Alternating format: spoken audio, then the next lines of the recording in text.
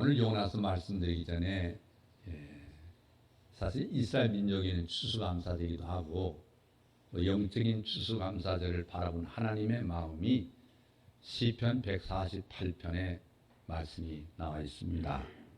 시편 188편에 할렐루야 하늘에서 여호와를 찬양하며 높은 데서 찬양할지어다. 그의 모든 사자여 찬양하며 모든 군대여 찬양할지어다.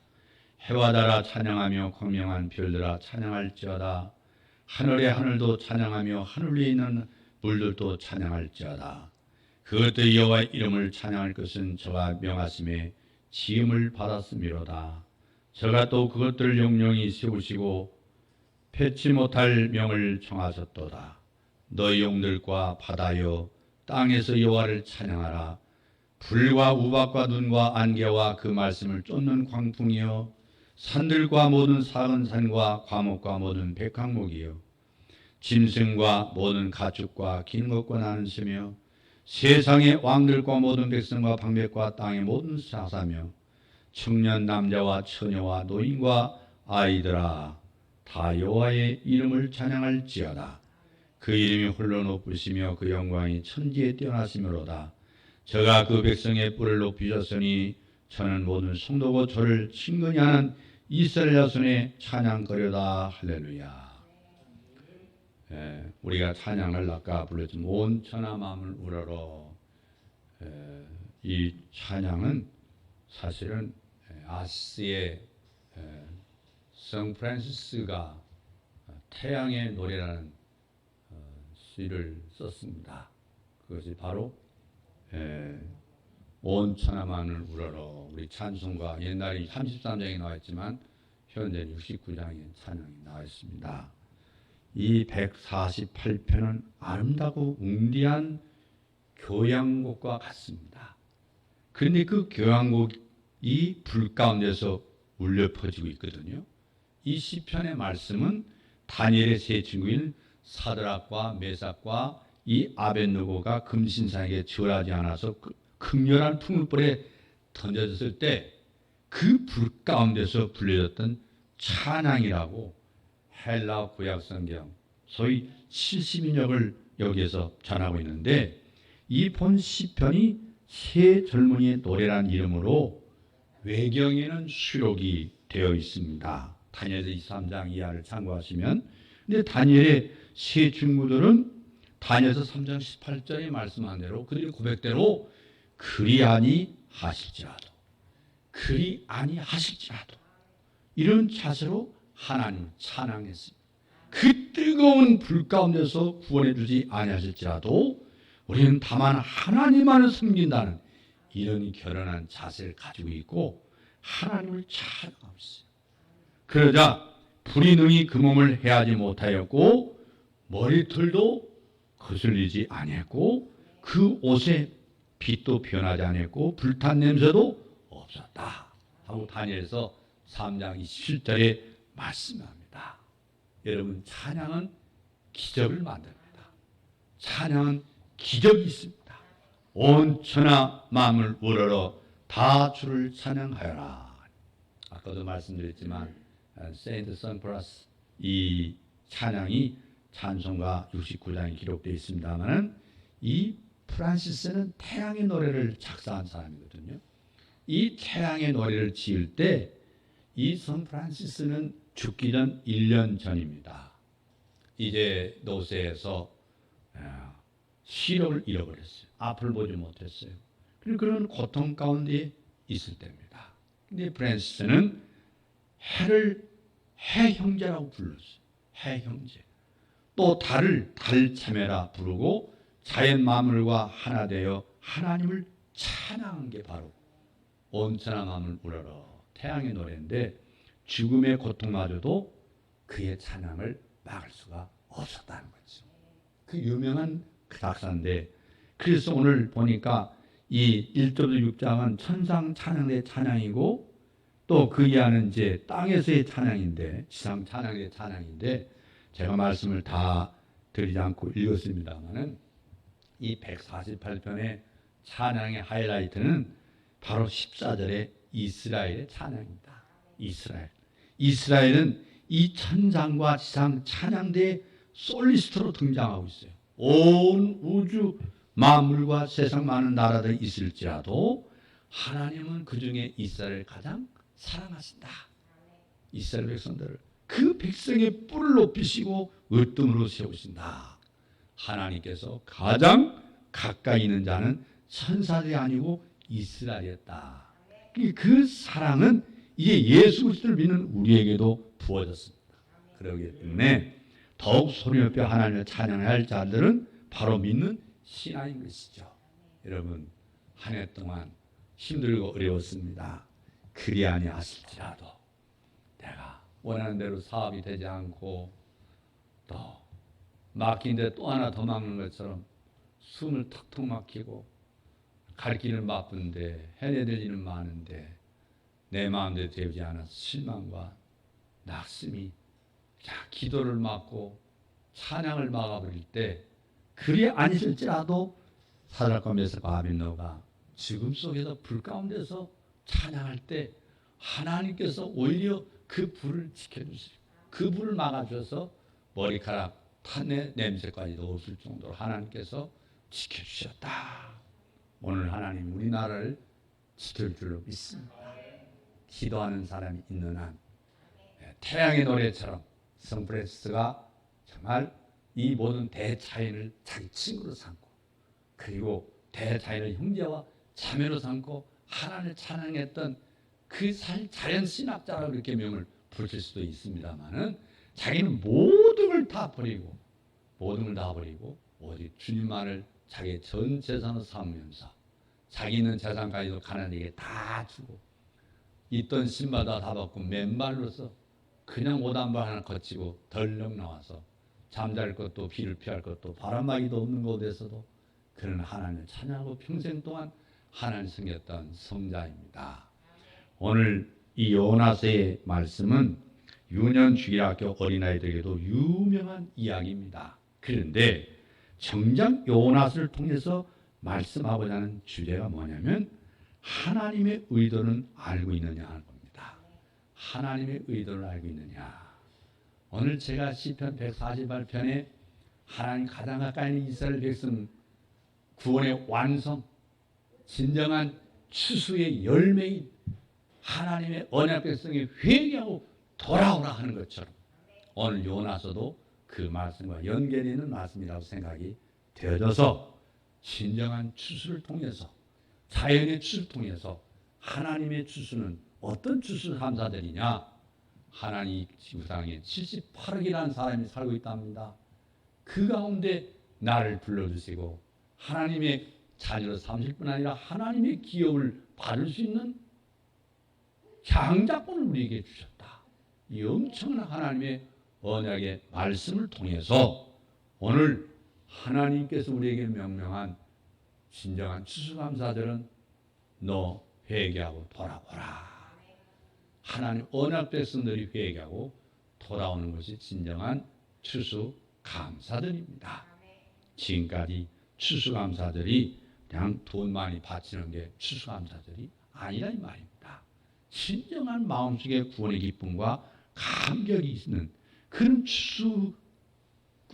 추수꾼의 열매가 바로 오늘 우리와 저가 되야 된다. 하나님의 의도를 너는 알고 있느냐 하는 게 요나서의 주제라고 볼 수 있습니다. 요나서의 중심 지점은 요나도 니느웨도 큰 물고기도 박너클도 아닙니다. 이런 것들은 주권자 되신 하나님 손에 들려있는 하나의 도구에 불과합니다.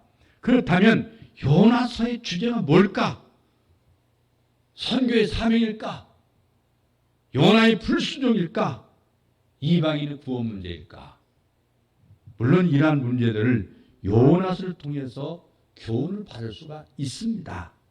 요나서를 통해서 말씀하려고는 중심 주제는 그러나 아닙니다. 그럼에도 불구하고 대부분의 지금까지 설교들이 이방인 설교나 교훈적인 설교에 많은 설교에 결론을 맺었다 그 말이에요.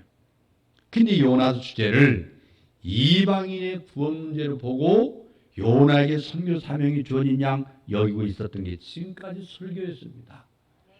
이렇게 생각하는 것은 표면만을 볼 뿐 그 깊이를 모르는 거예요. 이면을 볼 줄 모르는 거예요. 성경의 역사성과 성경의 통일성을 무시하고 요나스를 동떨어진 독립적인 책으로 보기 때문에 그냥 이어령 비어령이 됐죠. 설교자의 마음대로 갖다 붙이는 자기 해석이 되어버린 거예요. 성경에서 교만을 구하고 하나님께서 이루어오신 하나님의 구속사로는 맥락, 즉 하나님의 역사성을 무시하기 때문에 범하는 우리 한국교회 목사님들이 또 세계교회 목사님이 다 범했던 것입니다. 요나가 선자로 시험받은 시대가 언제입니까?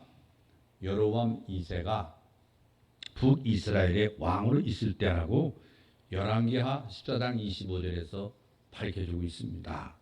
당시는 정치적으로 굉장히 번영했습니다. 그런데 신앙적으로는 여로보암 1세가 송아지 우상을 섬기고 있었습니다. 영적으로 암흑기입니다. 그런 이스라엘을 회개하기 위해서 시험받은 요나에게 하나님께서 요나에게 주신 말씀이 뭐냐? 아닌 밤중에 홍두깨 내미는 식으로 선교 사명이 주어진다. 말이 안 되는 거죠. 당시 이스라엘을 가리켜서 내가 땅의 모든 족속 중에 너희만 알았느니 하고 아모스 3장 2절에서 말씀하신 것처럼 특별한 사명, 즉 선택받은 이스라엘만을 통해서 그리스도를 보내는 준비를 하고 계시던 시대였습니다. 요한복음 4장 22절 보면 이런 맥락에서 볼 때 이방에 대한 선교 사명은 그리스도가 오셔서 중간에 맡긴 다음을 하시고 에베소서 2장 14절 말씀한 대로 둘로 하나를 만드신 후에 마가복음 16장 15절 말씀하신 대로 또 가라되 너희는 온 천하이며 만민의 복음을 전파하는 이 사명이 그때서야 주어진 거예요. 그때까지는 이스라엘은 메시아가 오실 통로로 거룩하게 구별이 되어 있어야 하는 것입니다. 또 요나 선자의 보내받은 것이 어디입니까? 아수르 수도, 아수르라는 나라의 수도 니느웨에 있습니다. 아수르 수도, 아수르는 불언간 북이스라엘, 그 북왕국 이스라엘을 정복하고 그 여세를 몰아서 남왕국 유다도 정복하려는 아주 두려운 적국입니다. 이것은 이스라엘의 침략자라는 단순한 의미가 아니라 하나님께서 이루고자 하시는 메시아 왕국을 파괴하려고는 대적자로 등장하고 있는 겁니다. 그런데 아수르의 수도 니네는 심판받아 마땅한 겁니다. 마땅해요. 그렇다면 요나서의 주제는 뭐냐? 회개를 촉구하는 하나님이거든요. 하나님께서는 최우선적으로 누가 회개하고 돌아가기를 바라시는 겁니까? 요나서를 기록한 하나님의 목적이 무엇이냐? 요나서 1차 독자는 누구들이 왔다고 여겨집니까? 이런 질문을 우리가 가능케 하면서 요나서의 내용과 기록한 목적은 반드시 일치하고 있는 것이 아님을 유념해야 됩니다. 요나서의 내용은 니느웨에 가는 것이지만 요나서의 기록 목적은 그들에게 들려주기 위해서 기록하는 것이 아니라 그 말이에요. 오히려 요나서, 아모스, 호세아는 다 같이 여로보암 2세가 아버지를 이어서 40년 동안 왕이 있을 때 시험받은 선자들이거든요. 이 세 사람. 그러니까 하나님께서는 예루살렘 남방에 있는 느고아의 목자, 농사짓던 뽕나무 농사를 짓던 그 아모스를 부르셔서 이스라엘로 보내시면서 아모스 1장 1절과 3장 1절 보면 이스라엘 자손들아 여호와께서 너희를 쳐서 이루시는 말씀을 들어라 외치게 하셨습니다. 아미떼 아들 요나를 부르셔서 니네로 보내면서 너는 일어나 저 큰 성읍 니네로 가서 그것을 쳐서 외쳐라. 요나서 1장 1절로 2절에서 말씀하셨는데 너희는 여호와를 찾으라. 아모스 선자가 말하고 있어요. 아모스 선자가 아모스 5장 1절 보면 너희는 여호와를 찾으라 그러면 살리라. 염려하건대 저가 불같이 요셉 위에 내려사 멸하시니 베델에서 그물들을 끌 자가 없을까 하노라. 외치죠. 누가? 선지자가. 그 요나도 그 성에 들어가며 하룻길을 행하며 외쳐 가로되 40일이 지나면 니네가 무너지리라. 그 외쳤다고 그랬어요. 이를 듣고 이스라엘과 니네는 반응이 다르습니다. 반응. 예배 드릴 때 말씀 듣는 여러 형태가 있지만 크게 말하면 두 형태죠. 반응이 다르습니다. 여기 보면 반응이 달라요. 아수르의 수도 요나서 3장 4절 5절 보면 니네 백성들이 하나님을 믿고 그 음식을 선포하고 물은 대소하고 굵은 배를 입은지라. 사람이 죽어야 슬픔을 상징하는 배옷을 입었다 그 말이에요.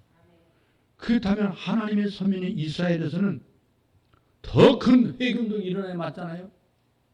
그 이방 민족은 사람이 그 짐승을 다 금지키고 회개기도 하는데 이스라엘은 더해야 맞습니다.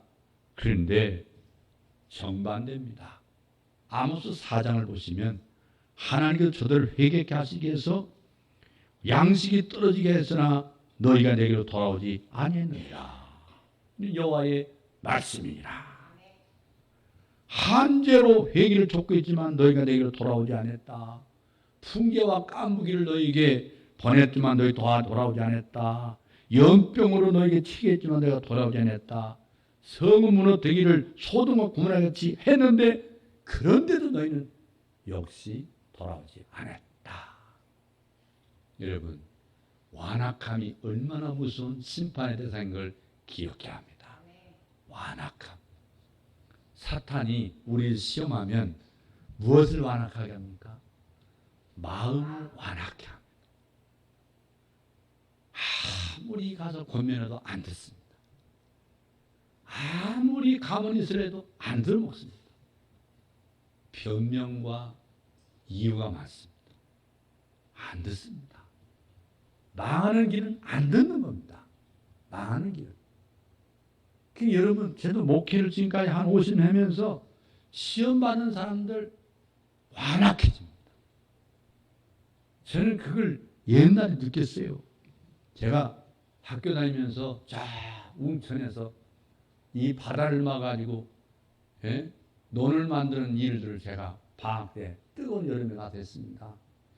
근데 비가 오면 그 개흙이 주르르 흘렀다가 해가 뜨면 거기에 찌면 돌로 찐 것처럼 살이 찢어지고 상처가 납니다. 얼마나 딱딱한지.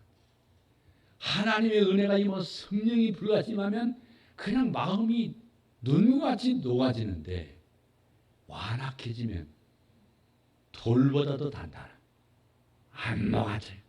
안 녹아져요. 언제 녹아지냐? 죽어야 녹아집니다. 안 녹아집니다. 제가 옛날에 저를 가장 사랑하고 중미했던 목사님이 그러더라고요. 우리 교회 말이야. 시험 들어서 이번 부흥회 때 동네 이장이 돌아왔는데 이 사람 옛날 교회 집사였거든. 근데 이 사람이 이번 부흥회 때 깨졌어요. 그래요. 뭐 머리가 깨졌나? 뭐 깨졌나? 마음이 깨졌다는 거예요. 완악한 마음이 깨졌어요. 몇 년 만에 12년 걸렸대. 12년 동안 목사님이 부장히 신방당해도 듣는 동 마는 동 아주 대꽃장같이 딱딱한 돌처럼 굳어졌는데 하나님이 하니까 12년 만에 그 이장이 회개하고 돌아왔다는 거예요. 목사님이 얼마나 좋아하는지 얼마나 기뻐하는지. 여러분, 하나님이 이렇게 말씀하는 건데 여러분, 멸망받아 마땅한 이방 니네베 사람들을 회개하는 걸 보고도 너희가 내게로 돌아오지 아니하느냐. 그러므로 이스라엘아, 내가 이와 같이 내게 행하리니 내가 이것을 내게 행하리니 이스라엘아, 내 하나님 만나기를 예비하라. 이스라엘 향해서 뭔 얘기예요? 너 심판받을 것 준비하라. 너에게 불같이 하나님이 멸망시킬 것이다. 아모스 4장 12절에 말씀한 말씀. 심판날을 준비하라. 얼마나 답답하고 안타까운 일이겠어요. 얼마나 바울이 말씀한 같이 니네가 구원 얻은 것을 보고 이스라엘로 로마서 11장 11절은 시기 나게 했단 말이에요. 시기 나게. 시기 해서 저들로 구원 얻게 하시려는 하나님의 긍휼과 오래 차심도 배신한, 배반한 거예요. 배척해버렸어요. 회개 안 했습니다. 그러면 요나스의 1차 독자가 누구냐면 이스라엘 백성이죠. 이스라엘 백성들이요. 이를 통해 회개하기를 촉구하는 것이 요나스를 기록하신 의도라 그 말입니다. 아까 말씀하면 기억하시죠? 추수감사는 뭐냐? 우리가 한 해 동안 육신의 양식을 주신 걸 감사하는 그런 감사대도 중요하지만 더 중요한 것은 하나님이 잃어버린 양들이 회개하고 돌아오는 추수감사이란 말이에요. 구원을 작정했던 사람들이 하나님 앞에 알곡되어 하나님 품에 안기는 것이 추수감사라 그 말이에요. 여러분, 이 한가위를 맞이해서 우리가 하나님 앞에 이번 기회에 깨지기를 바랍니다. 나는 죽이시기를 바랍니다. 육이 죽어야 돼요. 철저한 죽음으로 말미암아 주님이 기뻐하시는 추수 열매가 되시기를 바랍니다. 그렇다면 요나서가 신약시대를 살아가고 있는 우리에게 말씀하는 뭡니까? 이에 대해서 주님께서는 이 시대는 악한 세대라 표적을 구하니 요나의 표적 빼는 볼 표적이 없느니라. 요나가 사흘 동안 물고 뱃속에 있다가 살아놓은 이 사건이 예수님께서 장사한 지 사흘 만에 부활하신 것에 대한 표적으로 해석해 주고 있는 거라. 그런데 여기서 멈추는 게 아니라 누가복음 11장 29절 이해 보면 요나가 니네 사람들에게 표적이 된 것 같이 인자도 이 세대도 그러하리라. 이 세대에 그러하리라. 요나가 니네 사람들에게 표적이 되었다고 하고 말씀했는데 요나의 무엇이 저들에게 회개하지 않을 수 없도록 표적으로 작용했을까요? 요나가 3일 3야를 물고기에서 있다가 여호와께서 그 물고기에게 명하심에 요나를 육지에 토했다고. 요나서 1장 17절과 2장 10절 말씀을 우리는 참고할 수 있습니다. 니느웨에서 불가사의하다고 말할 수밖에 없는 대대적인 회개운동이 일어나게 된 동기가 요나의 표적을 알게 되었기 때문이라고 말씀하고 있어요. 그러면 예수님께서 말씀하신 대로 누가복음 11장 30절에 이렇게 말씀했어요. 인자도 이 세대에 그러하리라. 예수님께서 이 세대에 믿을 만한 표적이 되는 게 뭘까요? 성경은 말합니다. 여러분 에레미야 17장 30절에 보면 알지 못하는 시대는 하나님이 허물지 아니하셨거니와 이제는 어디든지 사람을 다 명하사 회개라 하셨으니 이는 정하신 사람으로 하여금 천하를 공의로 심판할 날을 작정하시고 이에 저를 죽은 자 가운데서 다시 살린 것으로 모든 사람에게 믿을 만한 증거를 주셨음이니라. 죽으시고 다시 사신 표적을 주님께서 이 세대에 보여주셨단 말이에요. 예수께서 사흘 동안 무덤에 계시다가 다시 살아난 것은 부활하신 요나의 표적보다 더 큰 표적입니다. 만약 이 표적을 보고도 회개하지 않는다면 그에게 더 이상 보여줄 표적이 없다는 거죠. 그렇기 때문에 그리스도의 증인이 되기 위해서 시험받은 증인자들은 주님의 십자가와 부활을 증거하는 데 초점을 맞춰야죠. 설교자는 주님의 죽으심과 부활을 전하라는 거예요. 이 증인으로 부른 거예요. 결론적으로는 회개하기만 하면 심판을 면하게 되고 구원을 얻게 된다. 이 요나를 통해서 궁극적으로 이후시대에 말씀하려고는 하나님의 계시입니다. 그렇기 때문에 요나보다 더 크고 믿을 만한 그리스도의 표적을 보고도 믿지 않는다면 마태복음 12장 41절 말씀과 같이 심판 때에 니느웨 사람들이 일어나 이 세대 사람을 정죄하리니 거꾸로 했잖아요. 이는 그들이 요나의 전도를 듣고 회개했음이니와 요나보다 더 큰 이가 여기 있다. 예수님이 말씀했어요. 이러고 근데 요나의 주제는 선교 사명이 아니고 뭡니까? 회개라는 걸 깨달을 수 있습니다. 회개. 이는 제 주장이 아니라 요나서를 들어서 그렇게 증거하고 계시는 주님의 해석입니다. 주님께서 요나서를 인용해서 말씀하지 않았습니까? 하나님께서 이스라엘 멸망을 전후해서 문서 선지자들을 집중적으로 투입했어요. 구두로 전하는 것이 아니라 특이한 건 그들에게 후대에 전해주기 위해서 메시지를 기록해 하셨다는 사실. 이러한 문서 선지자들이 16명이나 됐던 거예요. 그들의 메시지에는 몇 가지 공통점이 있습니다. 몇 가지. 누가? 16명의 선지자를 말하는 거예요. 대선지서 4명, 소선지서 12명, 그 16명의 선지서 16권의 선지서를 말씀하는 겁니다. 그들이 경고한 게 첫째, 죄를 책망했어요. 두 번째는 심판을 경고했어요. 그 결론에 가서는 회복, 예수님을 보내주셔서 메시아를 보내셔서 구원하여 주실 것을 예언하고 있는 게 바로 예언자들의 설교입니다. 그런데 목적을 달성한 선자는 단 사람 한 사람도 없습니다. 한 사람도 없어요. 즉 회개케 하여 심판 면케하지를 못했어요. 단 한 사람의 선지자도 회개 돌아오지 못했어요.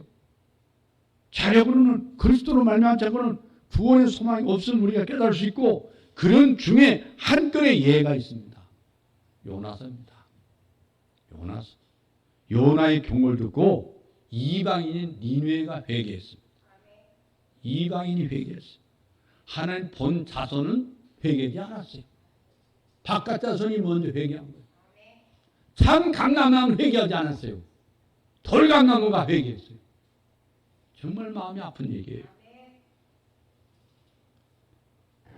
그러나 요나도 성공한 선자는 아니었거든요. 왜냐? 니느웨의 회개를 들어서 이스라엘 회개케 하시는 원래의 목적을 달성하지 못했다는 겁니다. 그래서 요나서는 표적을 통해서 우리에게 소망을 말씀해 주고 있어요.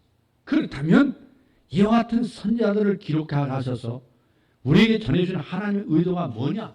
하나님의 의도. 결국 요나서의 주제도 때가 닿고 하나님 나라 가까웠으니 회개하고 복음을 믿어라. 예수를 믿어라. 마가복음 1장 15절에 말씀과 같이 회개와 복음으로 결론 맺고 있는 겁니다. 회개하라. 이를 맥락에서 볼 때 요나서 2장은 회개하는 기도로 등장합니다. 회개. 이 기도는 이 사건을 단순한 육체적인 문제로만 보고 있지 않습니다. 다시 말하면 물속의 뱃속에서 살려달라고만 애원하고 있지 않고 물이 나를 둘러쓰되 영혼까지 하여 싸우며 2장 5절에서 그런 말씀하거든요. 무슨 얘기예요? 영적인 문제까지 보고 있어요. 여러분 우리가 몸이 아파 병원에 입원할 때 목사님 저도 많이 그렇게 기도하잖아요. 이 자리가 주님 만나는 자리, 기도원이 되게 해주시고 기도의 골방이 되게 해주시고 육신만 고치는 그 유한하지만 영적인 병을 고치셔서 영원한 하나님의 사랑과 복을 받게 하옵소서. 중요한 것은 육신만 고친 무슨 의미가 있겠습니까? 요나의 마음속에 하나님께서 깨닫게 하신 영적인 문제를 지금 고민하고 있지 않습니까? 요나가. 그리고 회개하는 요나의 기도를 보면 2장 9절에 구원은 여호와께로서 말미암습니다. 자기 힘으로는 안 되는 거예요. 하나님의 힘. 성경인 대주제로 결론 맺고 있습니다. 그렇기 때문에 요나서의 주제는 회개를 촉구하는 하나님의 구원의 초청이다. 구원의 초청이다. 여러분 그렇다면 누가 회개하기를 기다리고 계시는 겁니까? 제일 먼저 요나 자신이겠죠. 요나서에서 선지자가 하나님 명령에 불순종하고 도망가는 초의 사태가 벌어지지 않습니까?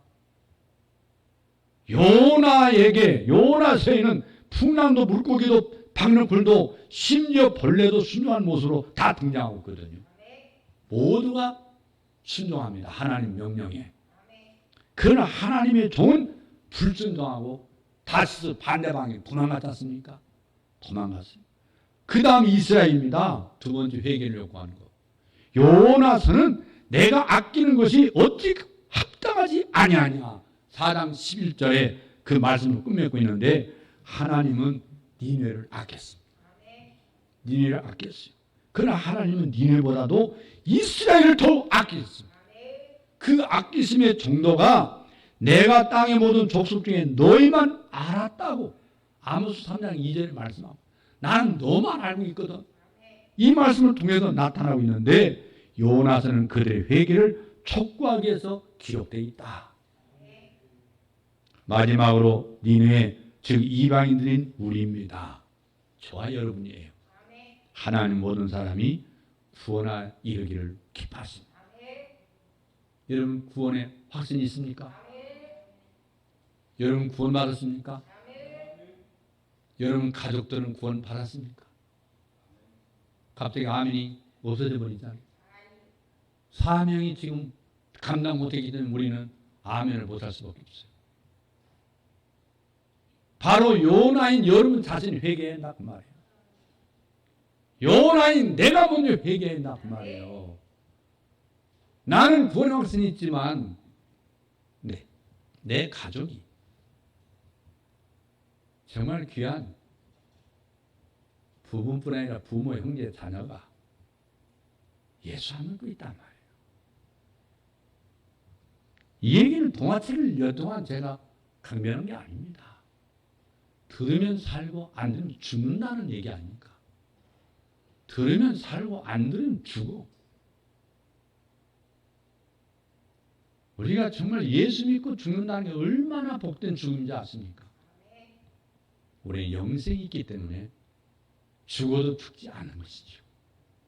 그게 하나님의 언약의 말씀입니다.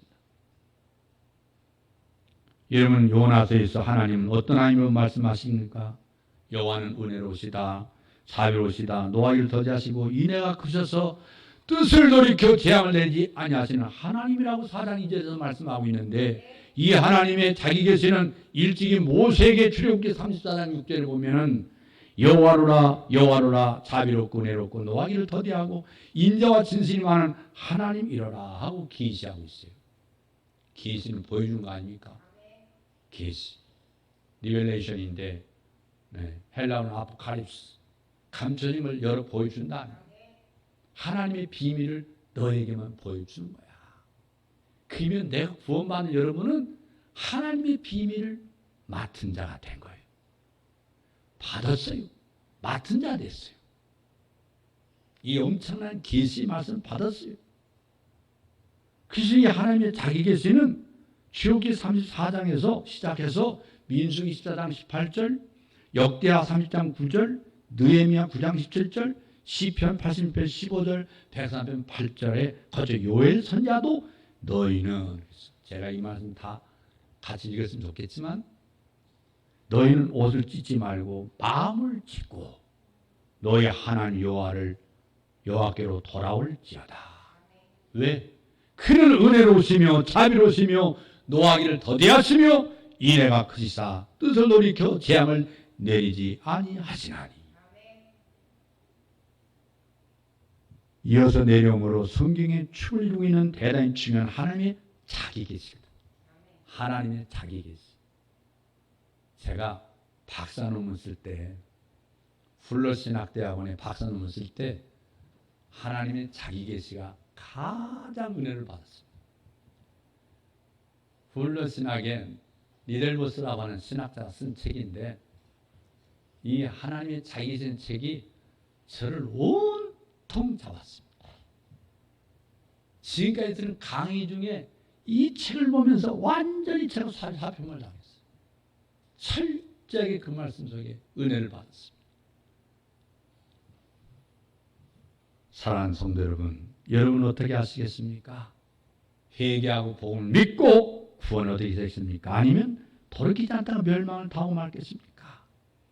하나님께서 요나를 통해서 완악하고 패역한 이스라엘 향하여 이렇게 말씀하고 계시는 겁니다. 저 이방의 성 니엘을 보라. 저 이방인들이 요나의 경고를 듣고 회개하여 그 성이 멸망하지 않고 구원을 얻었다. 이제 너에게 말한다. 너희도 회개하고 여호와께로 돌아오면 살 수 있다.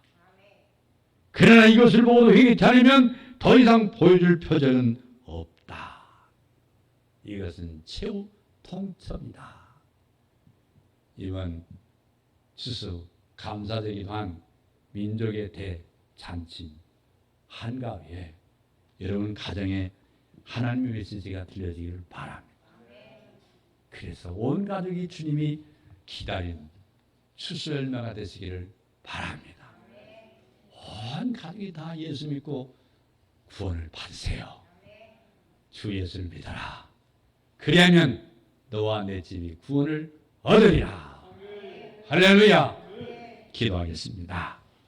살아계신